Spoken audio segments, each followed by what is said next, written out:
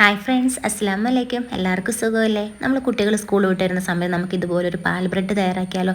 Easy ആയിട്ട് ഉണ്ടാക്കാനായിട്ട് നല്ല ടേസ്റ്റുമാണ്. അതിനാവശ്യമായിട്ട് ഞാനിവിടെ ഒരു കപ്പ് പാലെടുത്ത് വെച്ചിട്ടുണ്ട്.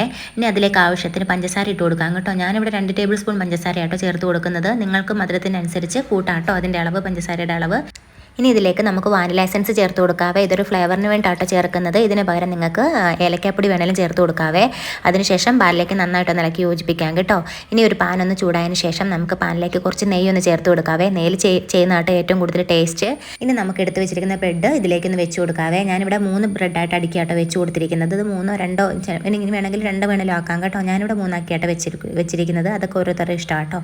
ഇനി ഇതിലേക്ക് നമ്മൾ നേരത്തെ വാനില എസൻസും പഞ്ചസാരയും കൂടെ മിക്സ് ചെയ്ത് വെച്ചിരിക്കുന്ന പാലിൽ അതൊന്ന് ഇതിലേക്കൊന്ന് ഒഴിച്ചു കൊടുക്കാവേ. നല്ല ബ്രെഡ് നല്ല സോക്കായിട്ടിരിക്കാൻ വേണ്ടിയാണ്, നല്ല സോഫ്റ്റ് ആകാൻ വേണ്ടിയാണ് നമ്മൾ ബ്രെഡ് ഇതിലേക്ക് ഒഴിച്ചു കൊടുക്കുന്നത്. ഈ സമയം നമ്മൾ എടുത്ത് വെച്ചിരിക്കുന്ന ബ്രെഡെല്ലാം കുറേശ്ശെ ആയിട്ട് നമുക്ക് ഒഴിച്ചു കൊടുക്കണം കേട്ടോ.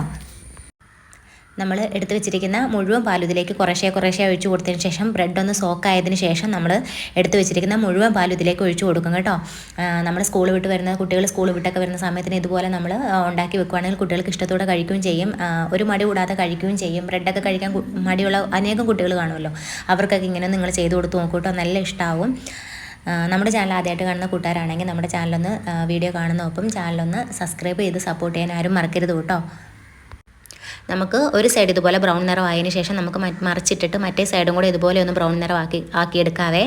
ഇത് നമ്മൾ ഉണ്ടാക്കിയതിന് ശേഷം ചൂടോടുകൂടി കഴിക്കുന്നത് തന്നെയാട്ടോ ടേസ്റ്റ്. ഉണ്ടാക്കി 2 സൈഡും മുരിഞ്ഞതിന് ശേഷം നമുക്കൊരു പാനിലേക്ക് ഒന്ന് മാറ്റി കൊടുക്കാം.